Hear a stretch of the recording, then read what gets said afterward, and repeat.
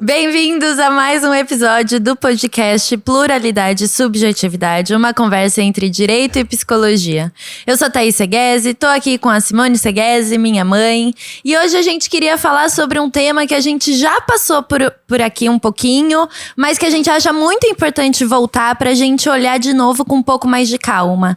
Hoje a gente quer falar com vocês sobre preconceito inconsciente, vieses inconscientes e como essas coisas vão influenciando a gente ao longo do dia, né, mãe? E como isso vem atravessando a gente no nosso dia a dia e como é importante a gente parar um pouco para olhar para tudo isso. Sim, quase todos os temas que a gente... Oi, pessoal.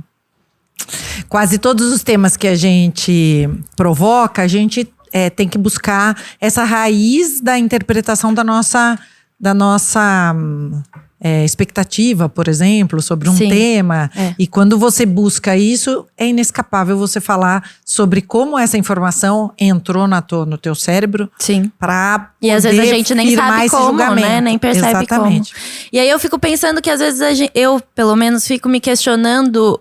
Por que as coisas não mudam na nossa sociedade se a gente já tem tanto estudo, se a gente já tá falando sobre relações relacionadas ao racismo, à homofobia, aos preconceitos em gerais, né, a discriminação de gênero e etc.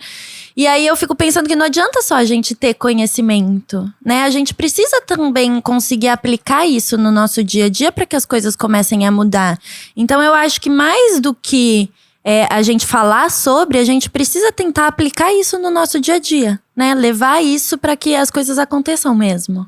Ontem eu estava conversando com uma amiga, a Lu Bolinha, e ela me falou assim, que tem alguns temas que a gente aborda aqui que para ela são muito penosos. Ela ouve e ela já se coloca um pouco na defensiva para contrariar. E ela falou que muitos ela já conseguiu rever. Então ela consegue se aproximar mais da dor do outro a partir de uma reflexão. Mas isso não dependeu só de nós duas, de abordarmos o tema. Isso depende dela, de um desejo dela de olhar para aquela situação concreta e visualizar de uma outra forma. Tentar pensar sobre aquilo, né? Exato. Mas de uma outra forma e não da forma como já está instalada nela. Sim. Porque as coisas vão formando certezas. A gente já falou disso em outros episódios. E essas certezas fazem com que a gente seja refratário a uma informação nova. Então, por exemplo, vamos falar hoje, nós vamos falar da cannabis. Não quero nem ouvir falar disso. Coisa Pronto. De vagabundo. Já fecha a possibilidade para você tentar entender de uma outra forma. Sim, da onde aquilo vem. Será que a gente não faz isso para tudo? E será que não é isso que é o grande obstáculo para as evoluções? Para as coisas começarem a mudar? Né? Então, o que a gente quer dizer com esses vieses inconscientes, com esse preconceito inconsciente? Eu acho que a gente precisa lembrar que nascemos numa cultura, que as pessoas vão contando história, que tem toda uma expectativa e que isso já vem influenciando a gente enquanto sujeito, né? E aí, o quanto essas categorizações, né? Essas, como eu posso dizer, essas... Formatações, meio que caixinhas mesmo, né? Que a gente vai colocando ao longo da nossa vida, vão, sem a gente perceber, influenciando no nosso dia a dia. Então, a gente estava estudando para esse episódio, né? E eu vi vários estudos e li várias coisas sobre, que mostram o quanto a gente vai criando esses preconceitos já na nossa primeira infância, né? Então, o nosso cérebro ali entre os 5 e 7 anos já tá se estruturando com se consolidando com todas essas informações que vão virando julgamentos ou certezas, verdades absolutas, que não necessariamente são verdades absolutas. Sim, né? Sim.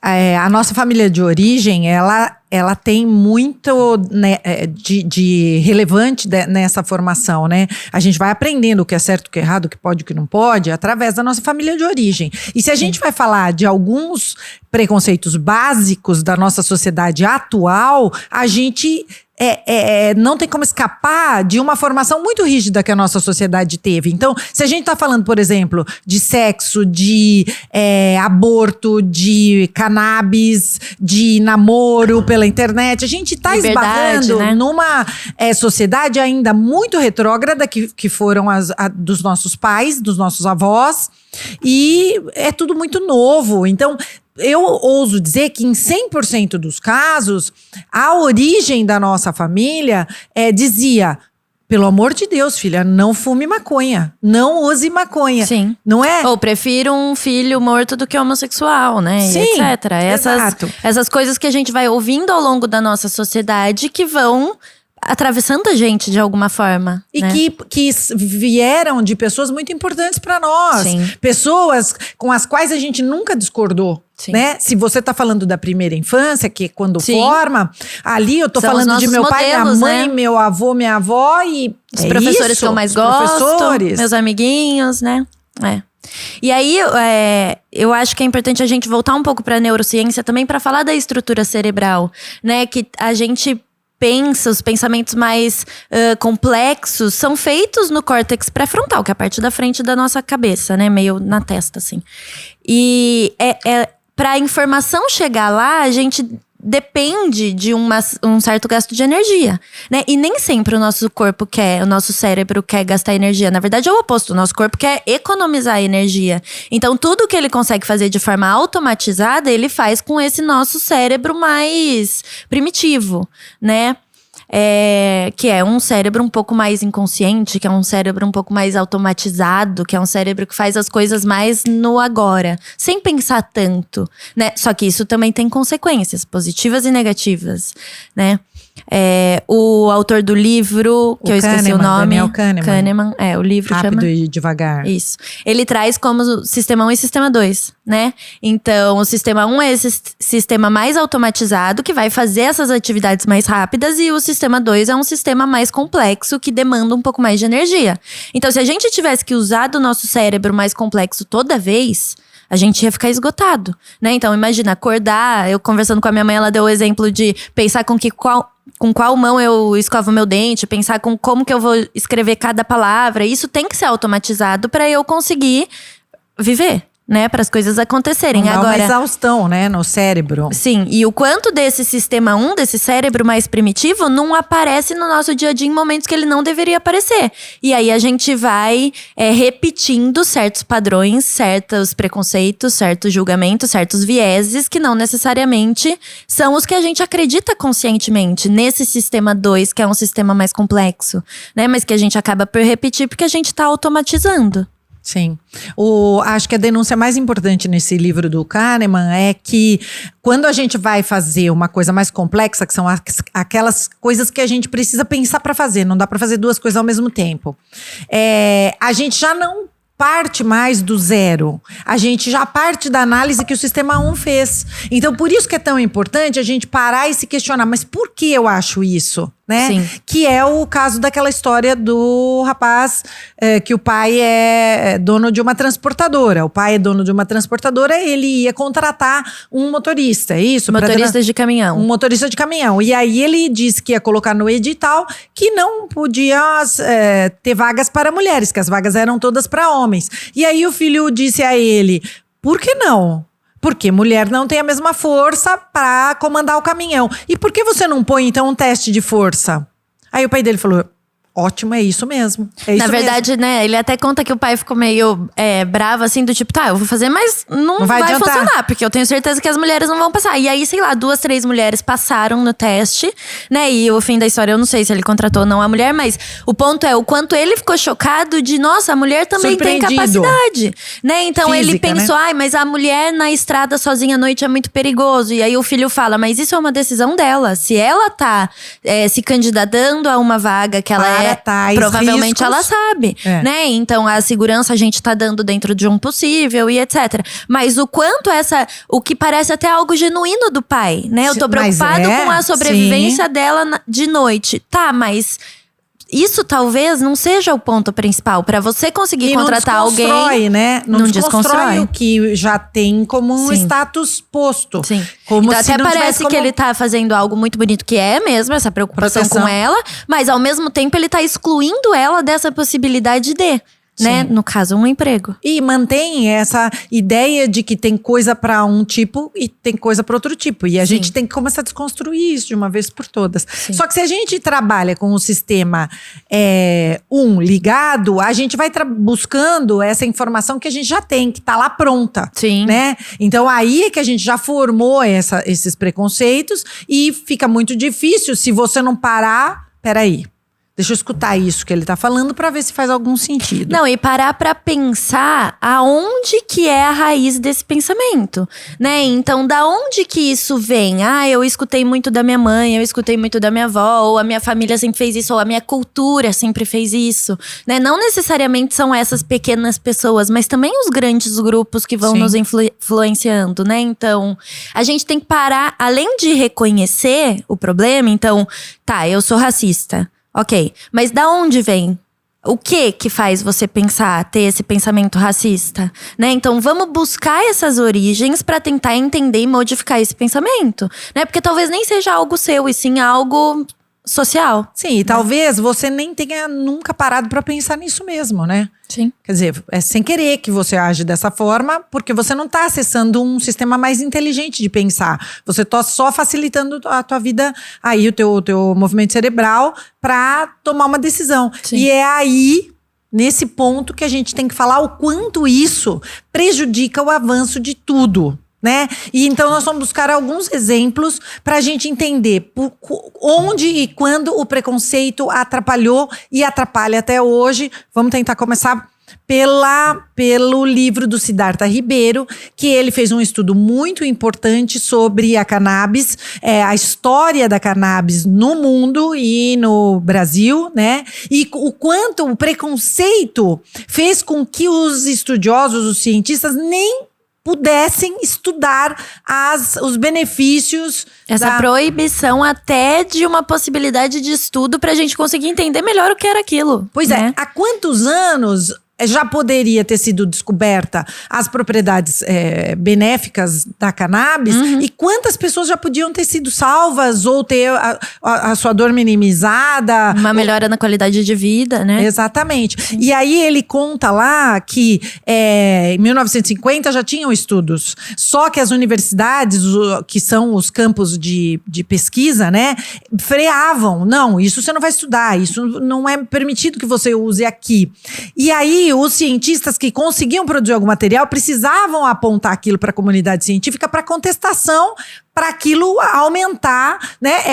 Na comunidade científica, para quem não conhece, quando a gente escreve um paper, um documento de pesquisa, o outro cientista da outra faculdade, ele tem que contestar aquilo. É assim que cresce o conhecimento científico. Eu não posso pôr e falar, olha, o meu documento é certo. Ao contrário, eu ponho e falo. Até pode, mas não adianta, contestem, né? me destruam aqui, porque eu preciso saber quais são as falhas da minha pesquisa.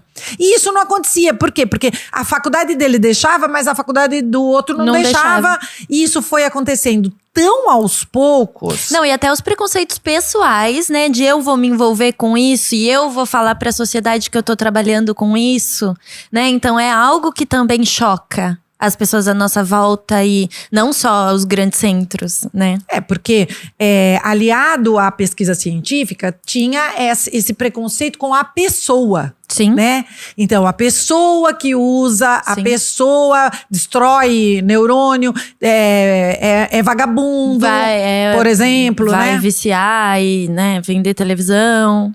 Percebam que não é uma apologia ao uso da droga, de qualquer droga. Mas é um questionamento sobre o quanto a gente se freia confiando numa verdade que veio vindo. Que a gente nem sabe de quem veio aquilo. Sim, e se a gente for pensar na internet, nos algoritmos, né? É mais ou menos como funciona a nossa cabeça de… se a gente não parar pra prestar atenção, se eu jogar aqui maconha faz mal, cannabis é terrível, se eu não prestar atenção nos algoritmos, eu vou ler o que eu quiser ler. Então eu vou concordar, eu vou achar a informação daquilo, né? Vamos pegar a última eleição aí, que foi um caos, Bolsonaro e Lula. Se eu tô só focada nessa bolha do Lula, eu vou só achar a informação que corrobora pra isso.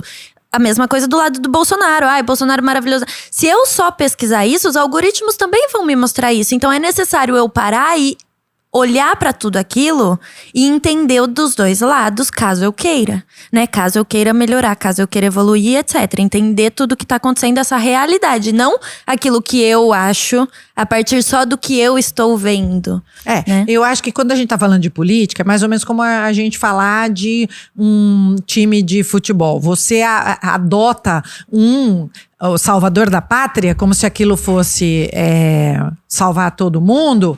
E esquece que você está discutindo um tema e não uma pessoa. Sim. Não é o Bolsonaro, são as propostas, os temas, as ideias, a forma como ele quer dirigir ou comandar. Não é o Lula, a pessoa do Lula. Pouco importa quem é a pessoa. O que importa são as propostas, as ideias, a implantação daquilo no nosso sistema. Então, quando você pega uma pessoa como Salvador, aí você faz como é que o Lucas fala? Futebolização das ideias. Você transforma tudo em time, né? E aí perde qualidade, porque eu não tô discutindo o aborto porque o Lula é a favor ou o Bolsonaro é contra. Não, eu tô discutindo porque nós temos um problema social. Eu não tô discutindo a cannabis porque fulano é chamado de maconheiro ou outro. Não, eu tô discutindo porque tem que salvar Precisamos vidas, falar sobre, né?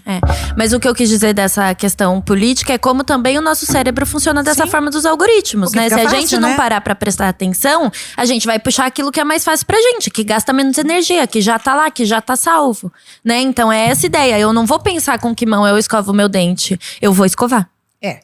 Quando a gente fala de algoritmo, é outra coisa importantíssima, isso que você falou. Nós temos que voltar nisso. Por quê? Se você procura livros de psicologia num site de livros da Amazon, por exemplo, vai aparecer livro de psicologia. Quando você quer ler alguma coisa diferente, só tem psicologia sugestão. Só tem psicologia lá. Se você é um historiador, só tem sugestão de livro de história. Quer dizer, eu quero sair do meu lugar comum. Eu quero pensar com um pensamento oposto, diferente. Ver outras coisas, né? E aí, como que você faz isso? Sim. E aí que é muito interessante a gente pensar a importância das universidades, a importância do estudo. Porque ontem, por exemplo, para eu buscar alguns exemplos, fora dos exemplos que eu costumo dar, porque a gente fica aqui tentando escapar da questão da mulher, né, do feminismo e tal, eu fui no banco de teses da USP. Banco de teses do Mackenzie. E aí lá tem pesquisa de tudo quanto é tipo, de tudo quanto é assunto. E lá eu posso me alimentar de uma coisa que ninguém sabe o que a Simone pensa, porque o algoritmo ainda não chegou lá. Sim. Entendeu? Não, e eu acho que as universidades são uns centros que têm uma maior diversidade, né? E o quanto é importante a gente ter, né? Ou deveriam ter, a gente ter essa diversidade. E aí a gente pode estar pensando em empresa, em um monte de lugar para melhorar esse trabalho com a realidade, porque a gente aumenta a criatividade, a gente aumenta os olhares, a gente aumenta a abrangência daquilo que a gente consegue olhar, porque nós duas, como mulheres brancas, de uma classe social X, a gente tem um olhar, e as outras pessoas, né? Então a importância dessa diversidade acontecer, eu acho que é essencial, e eu tava vendo um estudo que precisa ter 30% desses diferentes para as coisas acontecerem. Porque, por exemplo, num grupo de 5 pessoas, se só uma for mulher, ela não vai ter força e não só força de coragem, mas para falar o que ela pensa. Dos temas e proposituras. Né? Então, tem que ser 30% para as coisas começarem a acontecer e essa diversidade acontecer. E essas pessoas se sentirem incluídas ali naquele processo. E já tem milhões de estudos que mostram os benefícios que as empresas têm com uma equipe mais diversificada desse jeito jeito que funciona. Né? Então, é claro que tem um trabalho, não são conquistas rápidas e né, que vai aparecer do dia pra noite, porque aquela equipe precisa funcionar em sua diversidade, mas os benefícios que a empresa consegue são, assim, maravilhosos, bizarros, né? Sim. E aí, se a gente sai dessa preocupação com o mundo, né, com as empresas, e a gente volta para a preocupação conosco, o quanto nós não nos melhoramos quando a gente começa a se provocar em coisas diferentes, fazer coisas diferentes, ouvir pessoas diferentes, integrar núcleos diferentes. Então, por que não? Por que não estar com pessoas completamente diferentes? E tudo, isso é um desafio tão grande, né? Não, eu acho que até pra você falar mal, né? Pra você falar, eu não gosto disso mesmo, tá? Como você sabe? Porque eu fui. Sim. Eu não gostei. Mas é tão desafiador porque você acaba entrando em todos os tipos de sistemas que te levam para os iguais. Então, ontem, por exemplo, a gente estava conversando sobre um aplicativo novo que junta pessoas que querem amizade. É aplicativo de amigos. Então, você combina toda quarta-feira, vai jantar num determinado lugar com pessoas que você… Estão a fim de conversar. Só que eu abri o aplicativo ontem para me inscrever, porque eu quero ir. Ele vai perguntando o que você gosta, o que você faz. Então, o que ele vai fazer? Ele vai me aproximar de pessoas que fazem o que eu faço. Pessoas que gostam de ler, pessoas que gostam de atividade física. Mas eu fico pensando que somos seres que gostamos de nos sentir pertencentes. Então, a gente também, quando vamos pensar, a gente chega numa festa lotada de pessoas, você dá uma olhada e você já começa a procurar os seus iguais. Cadê os meus iguais? Cadê os meus? E aí você já se gruda naquilo, porque é muito difícil a gente ser esse patinho feio da história, né? O diferente, o que não faz parte do grupo. Só que ao mesmo tempo que é muito difícil, é muito gostoso de você conseguir observar a partir de um outro lugar como esses diferentes se comportam, como eles vivem, o que eles fazem e etc, né? Quando eu comecei a fazer a matéria no doutorado, eu fui para a Unicamp e eu saía da aula do Mackenzie e ia para a Unicamp. Então eu ia vestida de advogada, com aquela bolsinha pendurada assim no braço. Vestida de advogada já é também um estereótipo né? danado. Com aquela bolsinha pendurada no braço, assim, o saltinho, e toque, toque, toque. E as pessoas… A hora que eu descia do carro, as pessoas já viravam pra mim, porque eles estavam todos ali, homens de saia, os meninos com a unha pintada de preto, as meninas com roupa… Chinelo, tranquilos, tênis. com uma roupa que eles tinham que estar mesmo. E eu era a estranha ali. Então, quando eu entrava, eles acho que pensavam, chegou Quem a é essa opressão. Que veio fazer aqui? E eu percebia, mas eu queria muito ficar perto deles, eu queria muito ouvir o que eles estavam falando, eu queria muito ser amiguinha deles. Então, chegou no momento que eu achei que eu tinha que parar no meio do caminho e me trocar. Tirar aquela roupa. E era um tempo muito curto entre a sair da aula do Mackenzie e depois eu voltava pro Mackenzie. Então era um trabalho desgraçado eu parar em algum lugar, pôr uma roupa, botar um jeans, sei lá, um tênis. Só pra se sentir parte, Mas né? eu queria que eles se sentissem confortáveis na minha presença. E isso não acontecia. Eu ficava sentada de um lado e a sala inteira do outro. Mas você até pensa em mudar o seu eu pra tentar fazer parte externo, daquilo, Porque né? eu queria muito fazer parte daquilo, eu queria ouvir aquela tribo E falar. ao mesmo lado, quanto essa tribo, esse grupo também se fecha pro diferente, pro estranho, pra esquisita que tá de salto. Esquisitona fazendo o que aqui, né? Então, isso limita todo mundo, né? Tava lembrando, enquanto você falava, da nossa fala lá na NG, né? No mês da mulher, que no final da fala, aquela moça veio conversar com você, contando do relacionamento amoroso dela. Pessoal, foi uma coisa tão impactante que eu tenho repetido isso ao longo de todas as conversas. A forma como ela entende o amor, sabe? Foi uma coisa tão pura, tão linda. Ela… conta você, que ela te falou do… Ela falou primeiro um beijo, que eu sei que você sabe que tá aqui com a gente, né? Você falou que você acompanha todos os episódios, então um beijo pra você. E a gente tava falando sobre amor, sobre como é importante a gente cuidar também do nosso corpo e olhar pro nosso corpo e se amar, e amar também o nosso parceiro e etc.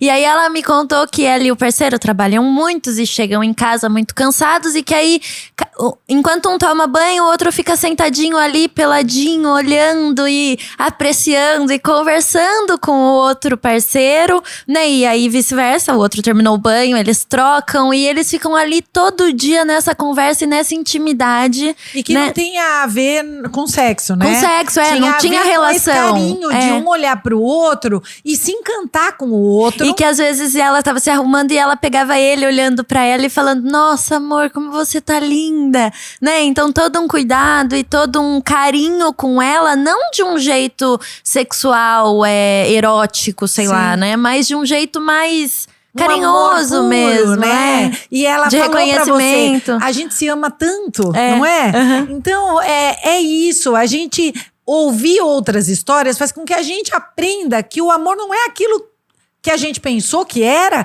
Quer dizer, essa moça tão simples desestruturou a nossa estrutura de amor. Sim. Que a gente quer tanto do outro e a gente não precisa de nada disso. O que a gente precisa é isso, zero, Sim. puro. Eu gostar de você e você retribuir com doçura, com aceitação. Com essa vontade de também tentar, né? De também fazer acontecer, de também me respeitar e conversar. Sim. E tudo isso é uma estrutura de preconceito. A gente acha que tudo acontece do jeito que a gente aprendeu. E como que a gente sai disso? Se tudo leva a gente para, de novo, essa forma de conversar com pessoas que pensam igual, jantar com pessoas. Se manter sempre nessa mesma bolha, né? Dificulta demais. E eu acho que esses vieses inconscientes, eles vão reproduzindo essas injustiças sociais, né? Então, sem a gente perceber, a gente vai reproduzindo essas injustiças sociais, esses preconceitos e essa ideia do estereótipo. Eu acho que, ao mesmo tempo que parece tão bobo, né, tão claro, é óbvio que a tatuagem não mostra o quanto ela estuda. Sim, é óbvio, mas quando eu tinha 12, 13 anos que eu queria fazer uma tatuagem, a minha mãe me falou: não, você vai esperar você tá muito bem decidida quanto à sua profissão. Quanto à sua profissão, ou até estabelecida profissionalmente pra você fazer. Você vai esperar você ser maior de idade, né? Porque tinha um medo de que eu fosse julgada por ter uma tatuagem. Ou dificultasse o acesso ao mercado de trabalho. Porque, imaginem, né? Como é que era a história das tatuagens. Como que nasceu a história da tatuagem. O que a tatuagem Sim. era pros meus pais, pros meus pais. Sim. O que a tatuagem era pros meus chefes, quando eu comecei. Então, a preocupação é como vai ser quando você tiver chefes. Quando você precisar acessar o mercado de trabalho. E aí eu acho que esse exemplo é muito legal. Porque você, pessoa, se fosse parar pra pensar consciente, não tinha preconceito com tatuagem. Mas, ao mesmo tempo, tava passando algo que é esse viés inconsciente que tava te preenchendo de… Talvez ela não consiga emprego por ter uma tatuagem, então eu preciso proteger a minha filha, né? É mais ou menos como o exemplo do caminhoneiro, porque é um desejo genuíno de me proteger profissionalmente, porque, claro, gente, eu era uma criança, ninguém tá falando que ela ia me deixar fazer uma tatuagem com 13 anos, mas de me proteger nesse meu futuro profissional, né? Só que ao mesmo tempo com esse preconceito que veio lá de trás, né? Que veio da nossa cultura e da nossa história. Invadir a minha vida, né? Me frear em algum sentido. Sim.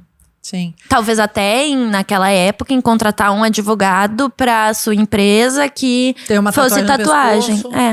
Que fosse aparecer no terno. Tinha algumas regras assim mesmo no mercado de trabalho, por exemplo, médico. O médico só podia… Começou a fazer tatuagem no corpo onde tinha roupa… O jaleco esconde, né? Esconde. Juízes, policiais, enfim. Assim as coisas foram caminhando de outra forma. Sim. Mas…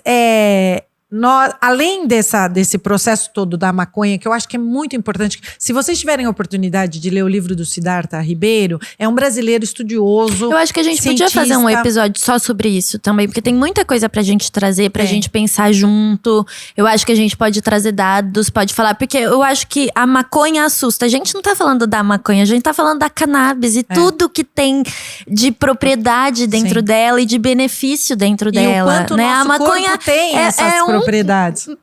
parte da cannabis só, né? É. E aí tudo bem se você não quiser olhar pra maconha agora recreativa, tudo bem. Mas vamos olhar pra cannabis como essa… Como remédio, né? Isso, como uma questão de saúde, como né? uma possibilidade medicinal como todas as outras, né? Sim. Depois eu fiquei pesquisando também o que mais a gente podia cutucar sobre essa questão de preconceito, né? E quanto a gente está tendo problema na evolução por conta do preconceito. E eu pensei muito no sistema prisional. No sistema prisional mundial, mas principalmente no sistema prisional brasileiro, né? A gente imagina que o bandido bom ou é o bandido morto ou é o bandido preso. E a gente não pensa que a gente poderia, até como sociedade, estar gastando menos evitando essas prisões. Eu sou abolicionista penal há muitos anos, acho que a cadeia não ajuda nada, não adianta punir dessa forma. Foucault traz um texto maravilhoso sobre essa forma de punição, que é uma forma de poder, é uma forma de… E tem uma história também toda muito importante sobre isso. Também podemos fazer um episódio. Um episódio, seria maravilhoso. Não, mas eu fiquei pensando nisso que você falou de…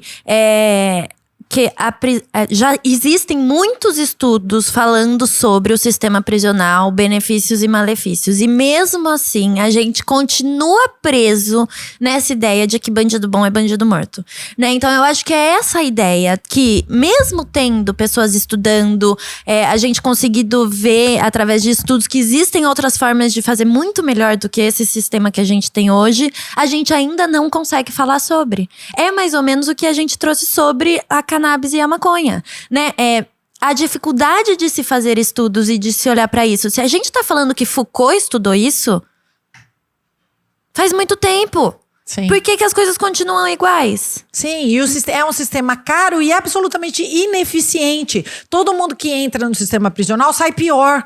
Então, por que a gente não para olhar para isso? Por que a gente não para definitivamente para resolver esse problema? Eu entendo que tem uma parte muito grande de preconceito. Sim. Eu entendo que tem uma trava. Até porque existe essa ideia, aí. Bandido bom é bandido morto. Como se todo mundo ali do sistema prisional fosse bandido, ponto número 1. Né? Nossa justiça e como se todo mundo que estivesse fora do sistema prisional não fosse bandido, exato. Pode então, se continuar vivo. É isso que a gente tem que começar a questionar. O que é exatamente isso? E tem um cientista… criminologista holandês, Luc Roosman. Holandês é bom. Holandês, Roosman. É famoso ele, já era para eu ter conhecido, mas eu fui descobrir que ele trabalha com isso há pouco tempo. Há muitos anos ele fala sobre uma alternativa ao sistema prisional. Então, já tem linha de pesquisa, já tem trabalhos feitos, já tem alternativas. Outros tipos de instituições. Mas a gente não para olhar para isso. E aí a pergunta é… Tem um dedo do preconceito aí? Tem uma raiz preconceituosa? Nós fomos fazer um trabalho há alguns anos, nós fizemos por vários anos um trabalho muito grande no sistema prisional. Nós estivemos em contato com as pessoas presas. E vocês não queiram saber como tem pessoas maravilhosas dentro do sistema prisional. Nós encontramos personalidades ali… empoderadas. Nós trabalhamos no sistema prisional feminino, né? Mas mulheres… Pode falar foda, Barba? Mulheres foda, sabe? Aquelas mulheres que carregam a família, que estão lutando com a vida. Sei lá, eu acho que nós temos que fazer um episódio só sobre isso, porque é impactante demais a gente pensar o quanto o crime organizado, por exemplo, trabalha por essas famílias e o Estado não. Sim. Essas famílias são abandonadas por nós, como Estado. E o crime organizado cuida. Acolhe. E aí, como a gente pode não pensar nisso? Percebe? Só pode ser porque a gente se dividiu em castas e a gente imagina que nós temos uns direitos e eles outros. Que a gente pode mais que eles, Que a gente pode mais. Isso é absolutamente injusto, isso é absolutamente impensado. Terrível. Que aquelas crianças não tenham os mesmos direitos que as nossas crianças. Sim. Que tenham um eu e eles, quando nós somos todos brasileiros. E nós temos que olhar para isso com o mesmo olhar, né? Ai, ai. Não, mas foi lindo esse nosso trabalho. E eu acho que a gente… eu tava no segundo ano, acho, da faculdade. Terceiro, talvez. E eu lembro que foi um choque, assim, muito grande, né? Na faculdade, eu sempre fui fazer estágio nas áreas um pouco mais vulneráveis, porque tinha menos procura. Eu acho que é um lugar que eu gosto, né, E eu lembro das escolas que eu fui estagiar, quando a gente tinha algum problema, por exemplo, de furto de merenda, coisas assim, o Disciplina vinha conversar com a gente, Sim. né? O prefeito tava cagando pra gente. E o Disciplina tava ali escutando como que a gente pode fazer. Vamos pegar uma cerca, vamos colocar aqui, vamos fechar. Eu vou colocar um segurancinha aqui na porta, eu vou fazer acontecer, porque as minhas crianças não vão ficar sem comer. Sim. Né? Então a gente se juntou ali e fez a nossa forma de cuidar daquilo, né? É claro que a gente tenta sem agressividade, tentamos cuidar da escola para prevenir que o Disciplina também não fizesse nada do jeito deles, né? Então colocamos cerca e cuidamos mais dessa segurança mas quem que tava ali para ajudar a gente naquele momento, né? Então o quanto também a gente olha como se eles não quisessem nada, como se fossem esses outros muito diferentes de mim, e na verdade às vezes a gente quer a mesma coisa. Sim. Né? Então a importância da gente se colocar no mesmo lugar. Eu ouvi uma frase que me tocou muito, que é: qual lugar você acredita que esse outro pode ocupar? Até onde você acha que ele pode ir? Porque isso diz muito da onde você vai colocar ele, das oportunidades que você vai dar pra ele. Né? Então, se você acha que uma mulher não pode, você não vai colocar ela como a CEO da sua empresa. Se você acha que um preto não pode, ele não vai estar fazendo parte da sua equipe. Né? E por aí vai. Então, o quanto você acredita naquela pessoa, até onde você acha que ela consegue chegar, é um ótimo começo pra você pensar dos seus preconceitos. Né? Eu tava vendo que tem um monte de site que depois a gente pode deixar também na descrição, com algumas pesquisas, alguns testes para você ver quais são os seus vieses inconscientes. Então, eu achei uma ótima forma da gente olhar para isso e começar a reconhecer, para eu ir pensando as minhas raízes e a partir disso aplicando na minha vida, né? Colocando aquelas interrogações, né? Será? Sim. Não, e por que eu penso isso? Da onde veio isso? Quem me disse que essa é uma verdade absoluta que eu devo seguir, né? Sim. Um outro tema que a gente pesquisou é sobre a tributação. O quanto nós imaginamos aqui no terceiro mundo, os países de terceiro mundo, o quanto nós imaginamos que a tributação é algo ruim, né? Aumento de tributo é uma coisa ruim. A gente tem esse preconceito porque nós temos governantes que fazem péssimo uso do dinheiro público. Então, eu vou dar mais dinheiro meu para aquele ladrão? Agora, isso é um pensamento totalmente preconceituoso, terceiro-mundista. E,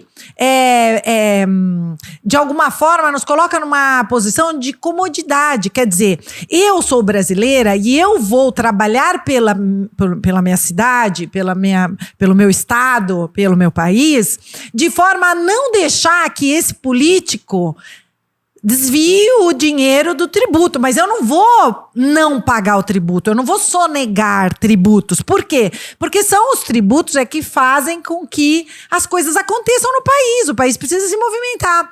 Então, países de primeiro mundo, por exemplo, cidadãos de primeiro mundo dizem: nós votamos pelo aumento do tributo. Por quê? Porque as nossas escolas precisam desse dinheiro, os nossos hospitais precisam desse dinheiro. Porque eles confiam também e fiscalizam que aquilo vai acontecer, que aquele dinheiro está sendo usado para aquilo que foi proposto. E aí, né? Então eu acho que a gente também já falou isso em um dos primeiros episódios lá da primeira temporada, quando a gente ainda chamava Feminismos e Subjetividade, que a gente explica um pouco esse sujeito de direitos, né? Que a gente é cheio de direitos, mas a gente também precisa fiscalizar eles, né? A gente também é responsável por essa fiscalização de que as coisas estão funcionando, de que as coisas estão acontecendo. Então, lá na escola do teu filho não tem computadores?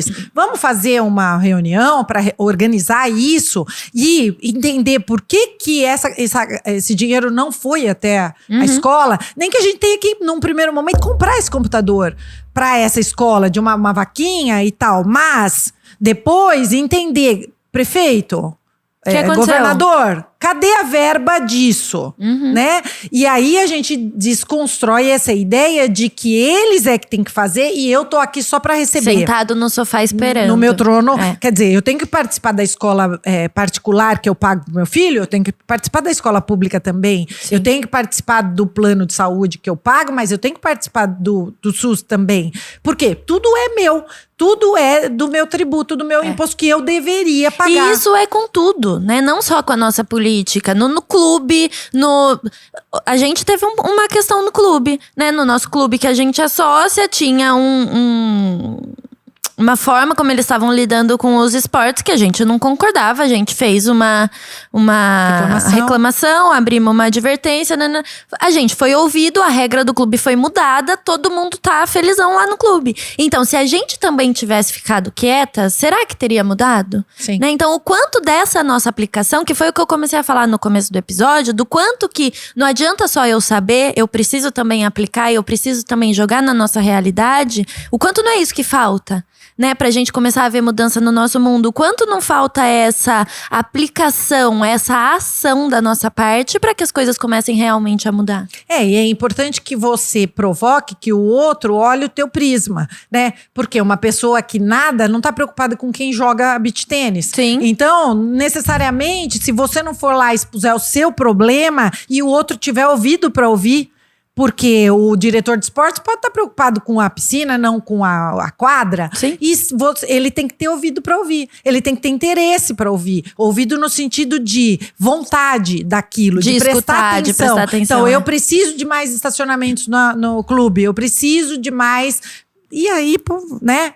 Vai pro teu condomínio, vai pra tua vida em geral, pro teu trabalho. Como que o teu chefe sabe o que você tá precisando se ele não tiver ouvidos pra ouvir a tua reclamação no bom sentido? E se você não tiver boca pra falar, né? E como que seu namorado vai saber? Se você em todos os lugares é isso. Vamos tentar colocar mais da gente e também captar mais daquilo que tá vindo dos outros diferentes. Eu acho que é muito mais fácil a gente escutar os nossos iguais. A gente acolher os nossos iguais. É muito mais difícil a gente ocupar esse lugar de não julgamento para aquele que lá no fundo eu já sei que é muito diferente de mim e que já tem esses vieses inconscientes que me colocam com um pezinho já de julgamento, de freio, de olhar diferente para aquele outro.